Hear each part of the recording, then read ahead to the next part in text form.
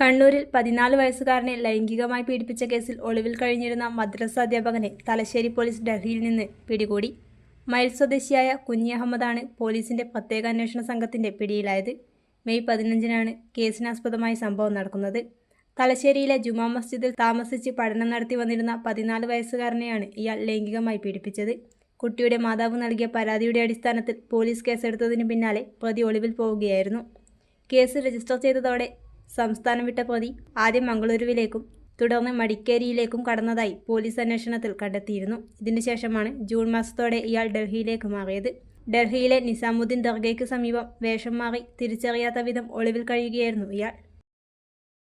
ആരോഗ്യമാണ് ഏറ്റവും വലിയ സമ്പത്ത്. വിശ്വസനീയമായ ചികിത്സയും 24 മണിക്കൂർ അത്യാഹിത സേവനവും.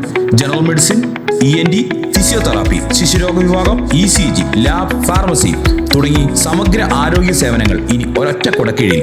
നിങ്ങളുടെ കുടുംബത്തിന്റെ ആരോഗ്യ സുരക്ഷയ്ക്ക് മലബാർ മെഡിക്കൽ ട്രസ്റ്റ് ഹോസ്പിറ്റലിൽ പാടിയൊട്ടിച്ചാൽ കരുതലോടെ ആരോഗ്യത്തിന്റെ നേർരേഖ.